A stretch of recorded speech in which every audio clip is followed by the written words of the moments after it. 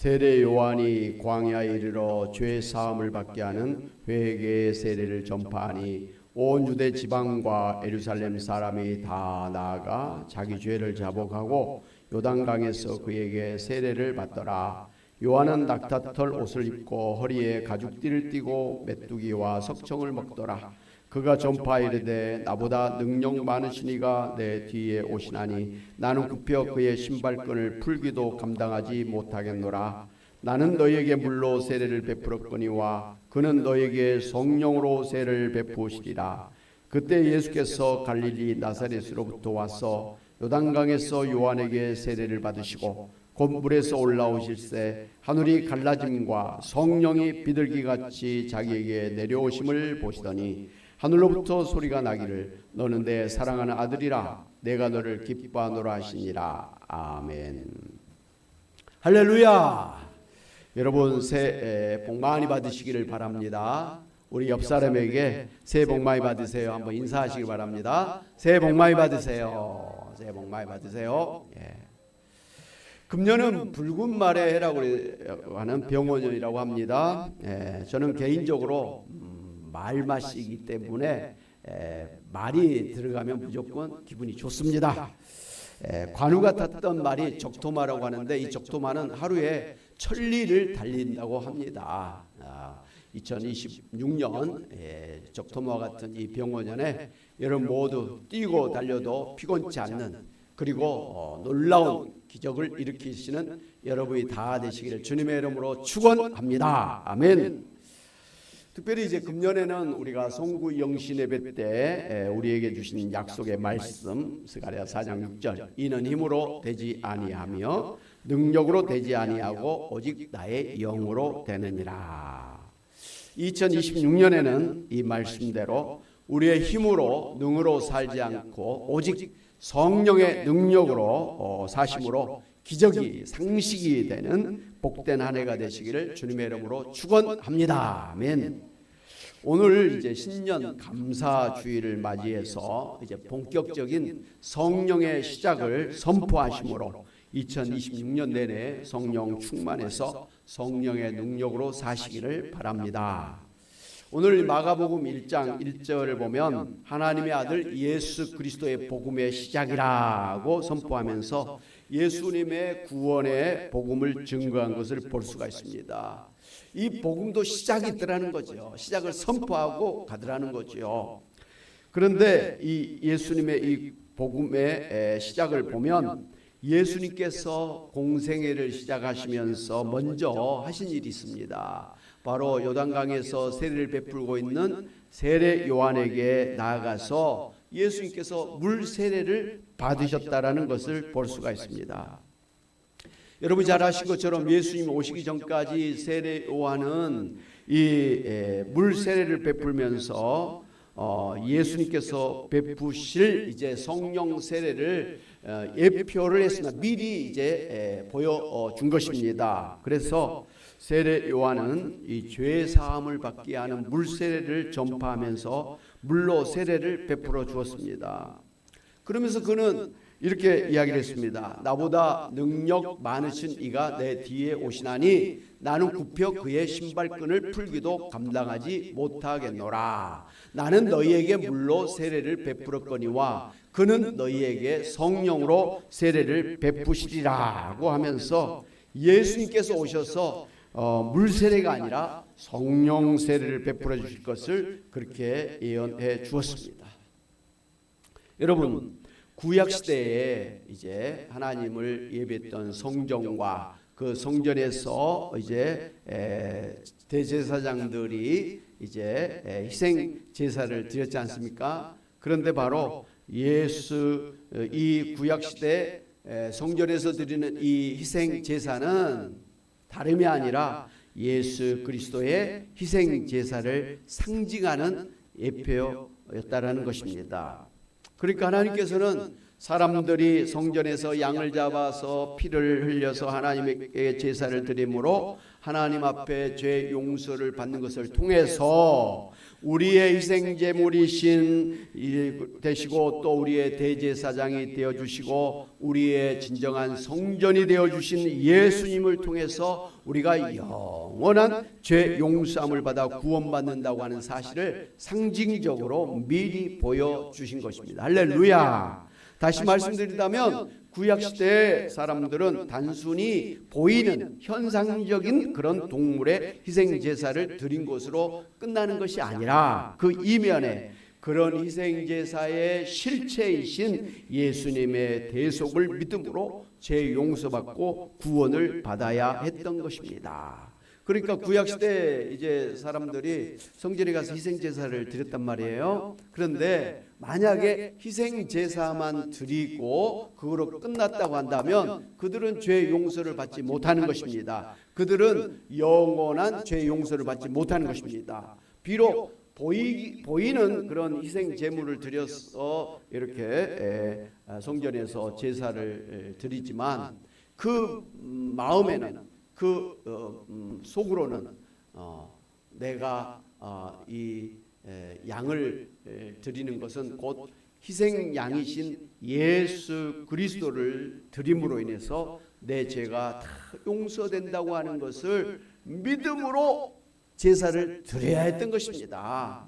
그런 믿음이 없이 형식적으로 그냥 성전에 가서 그냥 딸랑딸랑 가서 그렇게 뭐 희생 제사를 드려 가지고는 사실은 그게 죄 용서가 안 됐던 것입니다. 구원이 안 되는 것입니다. 그래서 구약 시대도 성전에서 희생 제사를 드리는 사람들 중에서 죄 용서를 받고 구원받는 사람이 있었는가 하는 반면에 그런 제사를 드려도 구원받지 못한 사람들이 있었다는 거예요. 여러분 한번 제가 질문해 보겠습니다. 구약시대 사람들은 구원받은 사람들이 있었을까요? 아예 없었을까요? 어떤 사람들 그렇습니다. 아니 구약시대는 예수님이 안 계셨는데 무슨 예수 믿어야 구원받는다고 하는데 구약시대는 예수님이 안 계셨는데 무슨 구원을 받는단 말인가? 이렇게 반문하는 사람들이 있습니다. 그러나 구약시대 모든 제사는 모든 말씀은 다 예수님을 다 가리키고 있었던 거예요. 근데 어떤 사람들은 예수님을 가리키고 있는 그 하나님의 손끝만 보았지 하나님이 가리키는 그 예수님을 보지 못한 채로 성전에 가서 제사를 드린 사람들이 있었다라는 것이죠. 그런 사람들은 백날 성전에 가서 희생제사를 드려도 죄 용서 구원은 없었던 것입니다. 그래서 구약시대도 제대로 희생제사를 드리면서 예수님이 나의 희생제물이 되신다라는 것을 믿고 제사를 드린 사람은 구원을 받은 것입니다. 그러니까 구약시대는 이제 앞으로 오실 그 예수님을 미리 믿음으로 구원받는 것이고 우리 현재 지금 우리는 이미 2000년 전에 오셨던 그리고 십자가에서 죽으시고 부활하셨던 그 예수님을 믿음으로 우리는 구원받는 것입니다. 우리가 보지 않고 예수님 믿음으로 구원받는 것처럼 구약시대의 사람들도 예수님을 보지 않고 믿음으로 구원받도록 다 그렇게 해주셨던 것입니다. 할렐루야 아멘. 이 같은 차원에서 구약시대는 하나님께서 왕이나 제사장이나 선지자들을 임명할 때 올리브 기름을 머리에 부어서 임명을 했지 않습니까? 그런데 그 올리브 기름을 부은 것은 상징이었어요. 뭘 상징하냐면 성령께서 그들에게 역사하신다라는 것을 성령은 보이지 않잖아요.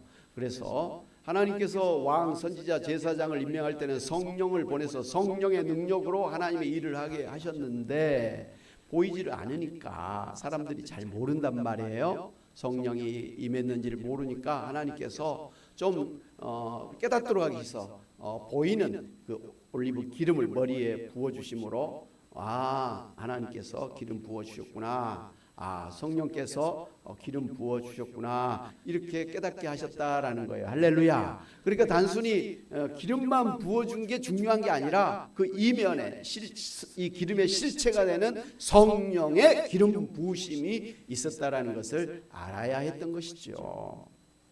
마찬가지로 구약시대 마지막 선지자인 세례 요한이 사람들에게 죄 용서를 받도록 하는 물 세례를 베풀어 주었지 않습니까? 그런데 물 세례도 보이는 그런 현상적인 것이지 그 실체는 성령 세례를 받는 것을 의미를 하는 것입니다. 그러니까 사람들은 물세례를 받으면서 물세례를 받는 것으로 끝나는 것이 아니라 물세례의 실체이신 그 이면에 있는 영적인 차원에서 성령 세례를 받아야 된다는 것을 알아야 했던 것이죠. 그러니까 물세례만 받아갖고는 아무 일이 일어나지 않는 거예요. 물세례를 받으면서 내가 죄 용서를 받기 위해서는 성령 세례를 받아야 된다라는 것을 믿는 사람이 진정한 죄 용서를 받게 되었던 것이죠. 다만 이제 세례 요한은 자신은 물세례를 베풀고 끝나지만 이 물세례의 실체이신 성령 세례를 베푸시는 분이 바로 예수 그리스도라고 하는 사실을 분명하게 선포했던 것입니다. 그래서 세례 요한은 나는 너희에게 물로 세례를 베풀었거니와 내 뒤에 오시는 예수님을 너희에게 성령으로 세례를 베푸실 것이니라 하고 그렇게 예언을 했던 것입니다. 예수님이 이 땅에 오셔서 우리에게 해주시는 일이 죄 용서해서 구원해서 천국으로 인도해 주신 일이잖아요. 이와 같이 우리 죄 용서를 해주시고 구원해 주시고 천국으로 인도해 주시기 위해서 예수님께서 우리에게 해주신 일이 있는데 성령 세례를 베풀어 주시는 거예요. 성령 세례는 성령께서 우리 안에 강림하셔서 우리 안에 내주하시면서 임재하시면서 우리와 함께 영원히 사시는 것을 이야기를 합니다. 이걸 성령 세례라고 이야기를 합니다. 그렇게 요단강에서 물 세례를 베풀고 있는 세례 요한에게 예수님께서 찾아오셨던 것입니다. 그렇게 물 세례를 베풀고 있는 이제 세례 요한에게 예수님이 자기에게 찾아온 것을 보았습니다. 그때 세례 요한이 보라 세상 죄를 지고 가는 하나님의 어린 양이로다. 내가 전에 말하기를 내 뒤에 오는 사람이 있는데 나보다 앞선 것은 그가 나보다 먼저 계심이란 것이 이 사람을 가리킴이라고 하면서 예수님이 바로 하나님께서 그렇게 약속하셨던 바로 그 메시아이심을 분명하게 증거를 해 주었습니다. 예수님이 오시는데 메시아다 이렇게 바로 말하지 않고 하나님의 어린 양이다 라고 말했다라는 게 특별한 것이죠. 여러분 구약시대 성전에서 죄 용서를 받기 위해서 드리는 희생제물이 뭐였죠? 어린 양이었잖아요. 뿐만 아니라 이스라엘 사람들은 어린 양에다가 자기 죄를 갖다가 다 전가를 시켜가지고 광야에 그냥 홀로 내보냈습니다. 그러면 자기의 모든 죄를 짊어지는 그 어린 양이 광야에서 헤매다가 죽는 거예요. 그러니까 내가 죄 때문에 죽어야 될 그 자리에 어린 양이 내 죄를 대신 짊어지고 광야에 가서 죽는 거예요. 바로 희생양이라는 것은 성전에서 피 흘려 죽는 희생양이기도 하고 내 죄를 짊어지고 저 멀리 광야에 가서 그냥 내 대신 죽는 그런 희생양을 의미하는 거예요. 그런데 그렇게 해서 죄 용서를 받는 것인데 바로 이 세례 요한은 예수님을 가지고 예수님을 바라보면서 보라 하나님의 어린 양이시로다 이렇게 말씀하셨어요. 그러니까 하나님의 어린 양이라는 것은 우리 죄를 대신 짊어지고 대신 죽는 그런 구원자 메시아라는 것을 분명하게 의미를 한 것이죠. 할렐루야. 이 사실 예수님과 세례 요한은 친족이었어요. 사촌간이었어요. 같은 마을에서 같이 자랐던 그런 사람들이잖아요. 근데 이날 갑자기 예수님이 자기에게 오는 걸 보면서 세례 요한도 깜짝 놀랐던 거예요. 예수님이 하나님의 어린 양이라는 것을 비로소 깨닫게 된 것이죠. 그래서 이제 예수님이 이제 세례 요한에게 오셔서 물 세례를 받을 때에 하늘이 갈라지고 성령이 비둘기같이 내려오시고 하늘에서 아버지께서 하나님 아버지께서 예수님에게 너는 내 사랑하는 아들이라 내가 너를 기뻐하노라 이렇게 말씀해 주셨습니다. 할렐루야. 야, 여기서 우리가 한 가지 짚고 나가야 될 부분이 있는데요. 어떻게 죄 없으신 예수님이 죄 용서하는 그 물세례를 베푸는 세례 요한에 가서 물세례를 받았냐 하는 것이죠. 분명하게 물세례는 죄 용서를 받는 물세례잖아요. 근데 예수님은 죄가 있으세요, 없으세요? 죄가 없으신 분이잖아요. 사람으로 태어나신 분이지만 그 근본이 본체가 하나님이시잖아요. 그래서 예수님은 죄가 하나도 없으신 분이에요. 그렇기 때문에 죄 용서를 받을 그런 물세례를 받을 필요가 없었던 분이에요. 그럼에도 불구하고 예수님께서 세례 요한에게 가셔서 물세례를 받으셨다라는 것이죠. 그러니까 세례 요한도 자기에게 물세례를 받으러 오신 예수님에게 내가 당신에게 지금 세례를 받아야 될 터인데 당신이 내게로 어떻게 해서 오십니까? 라고 반문했습니다. 그렇잖아요. 지금 세례 요한이 예수님에게 세례를 받아서 죄 용서를 받아야 될 사람인데 되려 예수님에게 자기가 물세례를 줘야 된다고 하니까 이게 거꾸로 된 거 아닙니까? 라고 그렇게 물었던 것이죠. 그 말을 들은 예수님께서 이렇게 대답을 해 주셨습니다. 이제 허락하라. 우리가 이와 같이 하여 모든 의를 이루는 것이 합당하니라. 이렇게 말씀하시면서 세례 요한에게 요단강에서 물세례를 받으셨던 겁니다. 이제 그때 이제 성경에서 이야기한 것처럼 하늘이 갈라지고 그리고 천사가 비둘기같이 예수님에게 강림하시고 그리고 하늘에서 하나님 아버지가 이는 내 사랑하는 아들이라 내가 너를 기뻐하는다 이렇게 말씀해 주셨습니다. 여러분 기가 막힌 장면 아닙니까? 요단강에 세례 요한에게 예수님이 이제 세례 받는 장면을 한번 생각해 보시기 바랍니다. 하나님의 아들이신 예수님은 요단강에서 이렇게 머리 숙여서 이제 세례를 받고 있는데 하늘에서 성령이 예수님에게 지금 비둘기같이 내려오시잖아요. 근데 그 하늘에서 하나님 아버지 성부 하나님이 또 이는 내 사랑하는 아들이라 내가 너를 기뻐하노라 이렇게 말씀하신 거예요.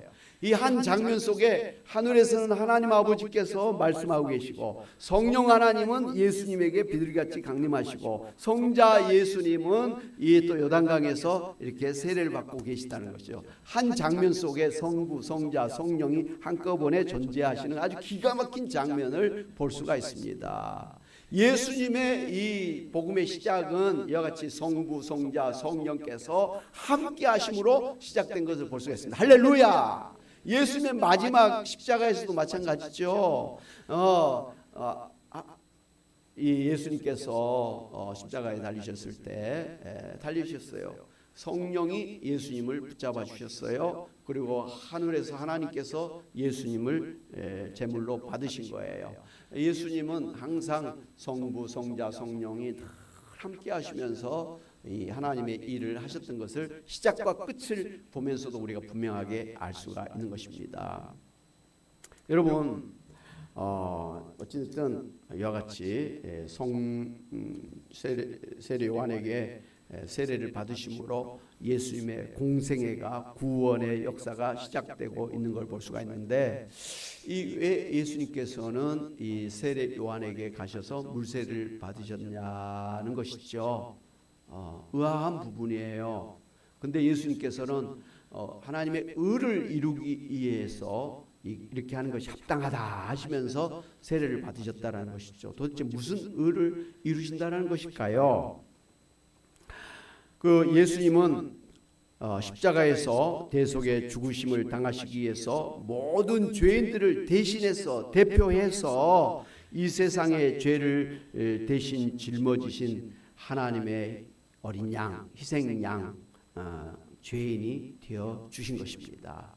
그러니까 죄가 하나도 없으신 예수님이시지만 우리의 모든 죄를 다 짊어진 죄인으로 하나님 앞에서 희생양이 되어 주신 것입니다. 그러니까 예수님 당신은 죄가 없지만 우리 죄를 대신 짊어진 그러한 죄인으로서 지금 세례 요한에게 나가서 물세례를 받으신 것입니다. 누구 때문에요? 우리 때문에, 나의 죄 때문에 예수님이 대신 죄 용서의 물세례를 받으셨다라는 것이죠. 네. 바로 이와 같이 죄 없으신 하나님의 아들 예수님이 우리의 죄를 대신해서 그렇게 죄 용서를 받도록 하는 그러한 희생 양이 되어 주시게 하신 것이 바로 하나님의 의라라는 거예요. 그래서 성경에서는 분명하게 하나님께서 예수님의 죽으심을 통해서 우리를 구원하신 것을 갖다 하나님의 의라 이렇게 가르쳐 주셨습니다. 로마서 1장 17절 같이 한번 보겠습니다. 시작. 복음에는 하나님의 의가 나타나서 믿음으로 믿음에 이르게 하나니 기록된 바 오직 의인은 믿음으로 말미암아 살리람과 같으니라 그랬습니다. 이 복음이라는 것은 예수님이 십자가에서 피 흘려 죽으셔서 우리의 죄를 대속해 주신 것을 복음이라 그러죠. 할렐루야. 복음이 뭐라고요?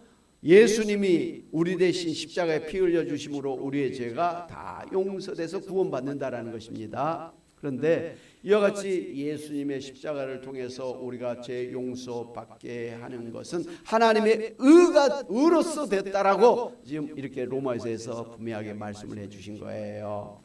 예. 그러니까 우리가 죄 용서를 받으려면 의가 있어야 되죠. 의로워야 구원받잖아요. 죄인은 구원을 못 받잖아요. 의롭게 돼야 구원도 받고 천국도 가고 하나님의 자녀가 되는 그런 자격을 받지 않습니까? 의롭게 돼야 되잖아요. 그런데 우리가 죄 용서받고 구원받고 천국에 가고 하나님의 자녀가 되는 것은 우리 자신이 의롭기 때문이 아니라는 거예요. 누구의 의 때문에 우리가 구원받는다고요? 하나님의 의 때문이라는 거예요. 그러므로 오늘 우리가 구원받는 것은 나의 의로움 때문이 아니라 하나님의 의로우심 때문으로 된 것입니다 라는 걸 분명히 알아야 되는 거예요. 나 때문에 구원받는 게 아니라 하나님의 의로우심 때문에 우리가 구원받았다고 한다면 이걸 갖다가 하나님의 은혜로 우리가 구원받았다라고 말할 수가 있는 것입니다. 할렐루야. 어떤 사람도 내가 잘나서 내가 착해서 내가 무슨 좋은 일을 많이 해서 구원받고 천국에 간다, 이건 틀린 말이에요. 어떤 사람도 선행으로 자기의 잘난 것으로 그렇게 천국에 갈 수 있는 사람은 단 한 사람도 없는 거예요. 왜? 모든 사람은 이렇게 저렇게든 죄가 있기 마련이기 때문에 그래. 마음으로 누구를 미워하고 누구를 시기하고 은큼한 마음을 갖는 것도 살인죄가 되고 음란죄가 간음죄가 된다고 하지 않았습니까? 그런 마음에 누구를 미워하는 마음을 가지고 하루 이틀 1년 365일을 미워하는 마음을 가지고 사는 사람은 살인죄와 같은 죄를 가지고 살고 있는데 그 사람이 어떻게 천국에 갈 수 있겠어요?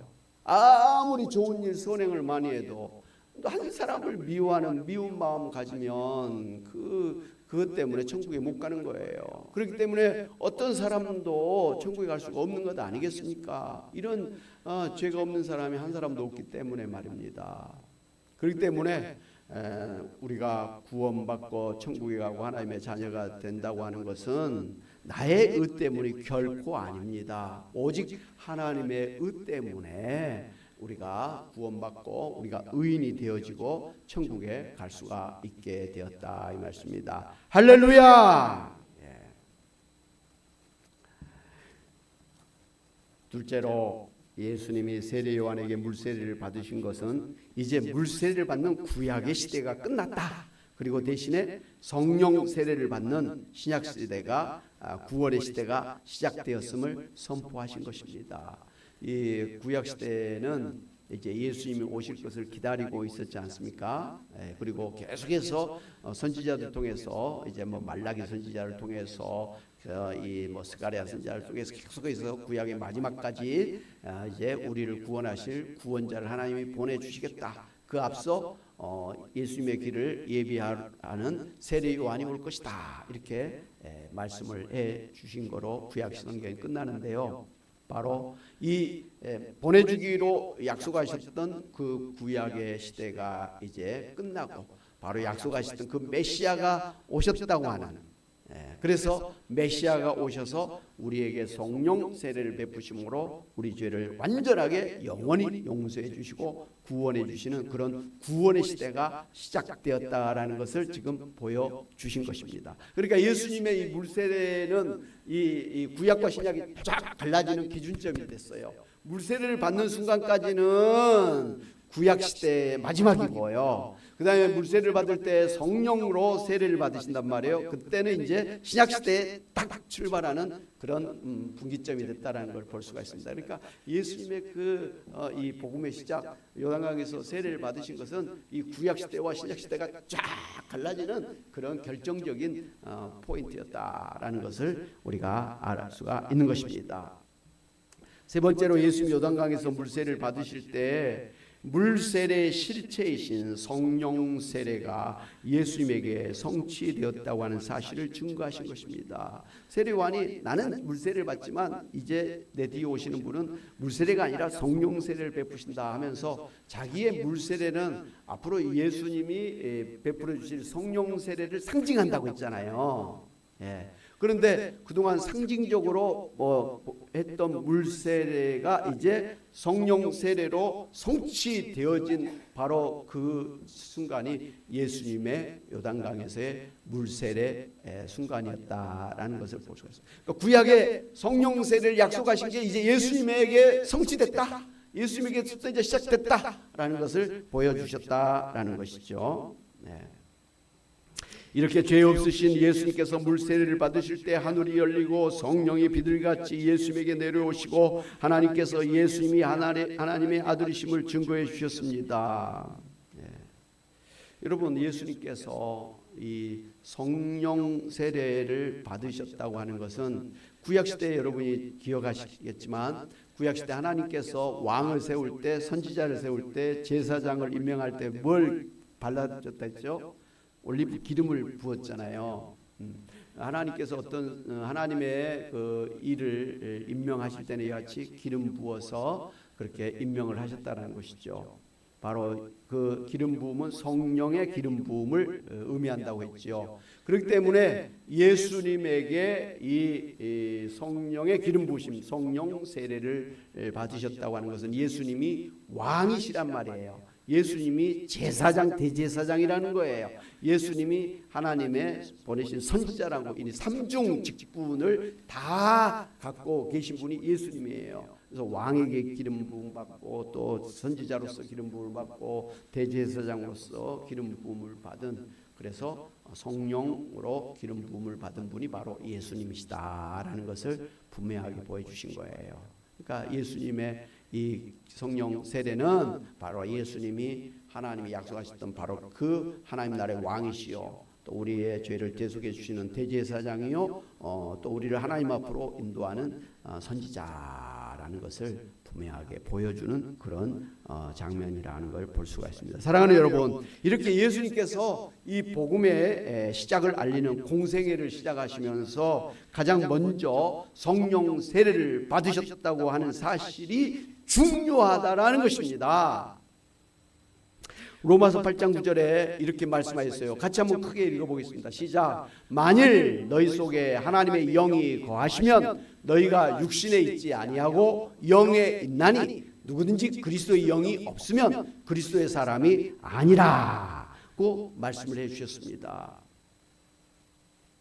우리 안에 그리스도의 영, 하나님의 영, 성령께서 우리 안에 거하지 아니하면 우리가 그리스도의 사람이 아니라, 이 그리스도의 사람이 영어로 크리스찬이라는 말이에요. Man of Christ, 예수님에게 속한 사람이라고 하는 뜻인데, 우리가 크리스찬, 기독교인이라고 이야기를 하지 않습니까? 그 말은 우리 안에 그리스도의 영이신 성령께서 우리 안에 계신다고 하는 그런 의미를 가지고 있습니다.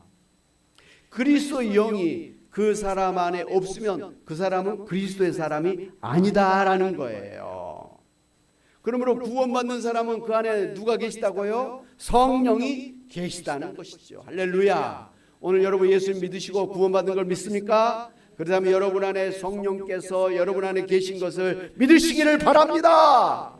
나는 예수 믿는데 내 안에 성령이 있는 거 몰라요. 그건 참 이거 답답한 일이에요. 난 성령도 몰라요. 성령이 어디 있어요? 이러면 답답한 일이에요. 교회 목사님 설교를 헛것으로 들으신 거예요. 그냥 교회 자리만 따뜻하게 데피고 가시는 분이에요. 그건 불쌍한 일이에요. 뭐 특별하게 무슨 성경 공부를 안 해도 늘 말씀하시는 게 그거 아니겠습니까? 다른 거 몰라도 예수님 믿고 구원받는 사람은 예수님의 영이신 성령께서 내 안에 계시다고 하는 것을 아시기를 바랍니다.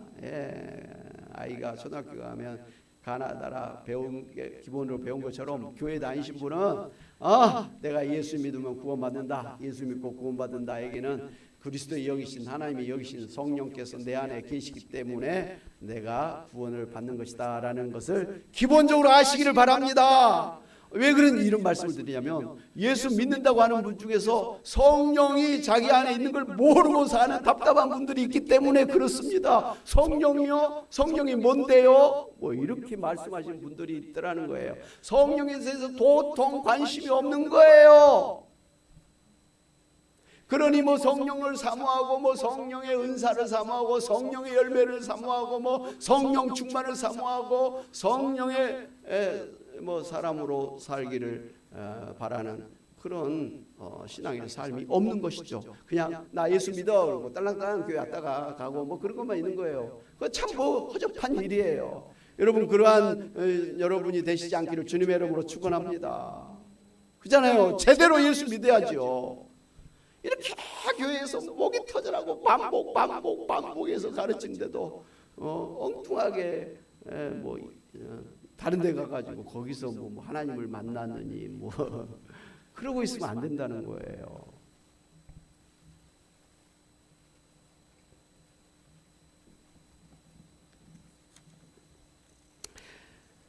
그러므로 누구든지 구원받고 천국에 가시려고 한다면 먼저 성령 세례를 받아서 그 안에 성령을 모시고 살아야 하는 것입니다. 거기서부터 구원이 시작됩니다. 거기서부터 천국이 시작됩니다. 거기서부터 영생이 시작되는 것입니다. 할렐루야! 시작이에요. 우리 신앙의 시작은 성령께서 우리 안에 계시는 것. 다시 말씀드리면 성령 세례를 받는 것으로부터 시작된다. 예수님도 성령 세례를 받음으로 복음의 시작이 되었고요. 그리고 이 초대교회도 오순절에 성령의 강림을 받아서 그때부터 초대교회가 시작되었던 것 아니겠습니까? 오늘 우리의 구원의 시작도 성령 세례를 받음으로 시작된다는 걸 분명하게 아시기를 바랍니다. 사랑하는 여러분, 2026년 새해를 시작하면서 우리에게도 가장 우선적인 일이 성령 세례를 받아 성령을 모시고 사는 일입니다. 오늘 예수님을 믿고 계신 여러분은 이미 성령 세례를 받아서 성령을 모시고 사시는 분이심을 믿으시기 바랍니다. 이렇게 말씀을 드리는데 어떤 순복음교회가 그렇습니다만은 순복음교회는 예수님 믿는 사람도 다시 성령 세례를 받아야 된다라고 이상한 소리를 하는데 그건 잘못된 가르침이에요. 물 세례를 받듯이 성령 세례를 받아서 하늘에서 비둘기같이 성령이 임하신 게 성령 세례란 말이에요. 그 성령이 오시지 않는데 무엇을 예수 믿습니까? 성경에 분명하게 말씀하잖아요. 성령이 아니고서는 예수님을 주라고 고백할 수가 없는 것입니다. 우리가 예수님 믿는 건 누구 때문이라고요? 성령께서 우리 마음에 그런 감동, 감화, 교통하셨기 때문에 믿음을 주셨기 때문에 우리가 믿는 거예요. 그런데 성령이 아니고 우리가 어떻게 예수님을 믿는다고 말하냐고요. 그건 진짜 믿음이 아니에요. 성령께서 우리에게 예수님 믿게 하시기 때문에 오늘 우리가 예수 믿고 여기까지 구원을 받는 것입니다. 시작이 성령 때문이라는 거예요. 그걸 갖다 우리가 성령 세례라는 거예요. 성령께서 내 안에 비둘기같이 역사하시는 것. 초대교회의 성령이 비둘기같이 강하고 급한 바람소리같이 불의 혀같이 갈라지는 것으로 막 강림하신 그걸 성령 세례라는 거예요. 그 다음에 이제 우리가 성령으로 생각하고 말하고 성령으로 살고 성령으로 이렇게 사는 걸 우리가 성령 충만하다 그래. 충만은 이 그릇에 아구까지 꽉 차서 넘치는 상태를 충만이라 그래. 조금이라도 비어 있으면 충만이라 안 하는 거예요. 우리가 성령 충만이라는 것은 내 머리에서 발끝까지 내 생각하고 말하고 처신하는 모든 것이 다 성령으로 가득 찬 상태를 성령 충만이라는 거예요. 그런데 분명하게 성경에서는 너희는 성령 충만을 받으라, 술 취하지 말고 성령 충만을 받으라 이렇게 말씀하셨잖아요. 술 취하면 술이 그 사람의 모든 걸 다 사로잡고 가잖아요. 술 기운으로 막 살잖아요. 술 취한 사람들. 그런데 오늘 우리는 그런 술 기운으로 사는 게 아니라 성령의 기운으로 살아야 될 줄로 믿습니다. 모든 생각하고 말하고 느끼고 뭐 처신하는 모든 것이 다 성령으로 우리가 살아야 되는 거예요. 그래서 갈라디아서는 성령으로 살아라. 성령의 사람은 성령으로 살아라. 이렇게 말씀을 해 주신 것입니다. 그러나 이렇게 성령세를 받아서 성령을 모시고 사는 성령의 사람임을 잘 몰라서 성령의 관심도 없고 성령을 사모하지도 않고 성령의 감동, 감화, 교통하심을 따라 살지도 않고 오로지 자기 생각대로 자기 뜻대로 자기 마음대로 살고 있다고 하는 것이 문제입니다. 스가랴서 4장 6절에 이는 힘으로 되지 아니하며 능력으로 되지 아니하고 오직 나의 영으로 되느니라고 하는 말씀처럼 성령세를 받으신 성도 여러분은 2026년 이후로 사실 때 내 힘으로나 내 능으로 살려고 하지 마시고 내 안에 역사하고 계시는 성령의 능력을 따라 사시기를 힘쓰시기를 주님의 이름으로 축원합니다. 이 성령을 모시고 살면서도 성령이 내 안에 계신 것도 모르고 성령의 능력을 의지하며 살지 않는 사람은요, 마치 자기 주머니에 1등 당첨된 복권을 가지고 있으면서도 그걸 모르고 그냥 다른 사람한테 아쉬운 소리 하면서 그렇게 사는 불쌍한 사람과 같다라는 거예요. 아니, 내 속의 주머니에 이미 들어있는 것을 꺼내가지고 그거로 살면 집 한 채도 살고 자가용도 사고 이렇게 좀 이렇게 반질하게 살 수가 있는데 그 주머니에 있는 걸 모르고 말이죠. 확인도 안 해보고 그냥 아쉬운 소리 다른 사람한테 그냥 손이나 벌리면서 사는 그런 불쌍한 인생을 사는 게 얼마나 답답하냐는 것이죠. 여러분, 복권보다 더 크고 더 정말 위대한 것을 우리에게 하나님께서 주셨는데 뭐라고요? 성령을 주셨다는 거예요. 성령이 우리의 전부가 되는 거예요. 능력이 되는 거예요. 우리에게 성령께서 생명과 건강과 정말 또 행복한 마음, 감사한 마음, 기쁜 마음, 사랑하는 마음, 온순한 마음, 충성한 마음, 참는 마음, 이런 마음들을 다 주셔서 정말 훌륭한 인격으로 살게 하시고, 또 성령은 우리가 기도할 때 귀신이 쫓겨나가게 하는 그런 능력으로 역사해 주시고, 우리가 기도할 때 병든 자가 막 낫는 역사, 기적이 일어나는 역사를 일으키시는 분이 누구라고요? 성령이시라는 거예요. 그래서 성령을 사모하고 성령의 충만함으로 살아라. 성령의 은사를 사모하라. 기도하라. 얼마나 성경에서 반복적으로 말씀하십니까? 그래서 미국에서 제일 심한 욕 중에 하나가 뭐라고요? 성령 없이 예수 믿어라. 예수 믿는데 성령 없이 예수 믿으면 꽝이죠. 뭐 아무것도 아닌 거예요. 그냥 교회만 왔다 갔다 하고 있는 것이지. 그런 사람이 있어요, 없어요? 있더라는 거예요. 있더라는 거예요. 여러분 중에는 그런 분이 한 분도 없으시기를 바랍니다. 좀 성령이 계신 걸 아세요. 내 안에 복권처럼 하나님이 주신 성령이 계신 걸 알고 좀 꺼내가지고 성령의 이름으로 기도, 성령의 능력으로 기도, 성령의 이름으로 병도 고치고 성령의 이름으로 막 자식들 위해서 기도할 때 막 기적이 일어나고 그런 역사가 있으시기를 주님의 이름으로 축원합니다. 신신당부드립니다. 그래서 좀 성령을 모시고 좀 빛깔나게 폼나게 능력 있게 사시는 여러분이 되시기 바랍니다. 뭐 건강도 하고 돈도 많이 벌고 이런 것도 좋지만 뭐니 해도 제일 중요한 것은 내 마음이 평안해야 되는 거예요. 미운 마음, 막 시기 질투하는 마음, 막 그런 비판하고 정죄하는 마음이 아니라 용서하고 사랑하고 축복하고 기뻐하고 온유한 마음을 가지고 인자한 마음을 가지고 자비를 베풀고 사랑을 베풀고 말이죠. 뭐 이런 마음이 제일 중요한 거 아니에요? 예.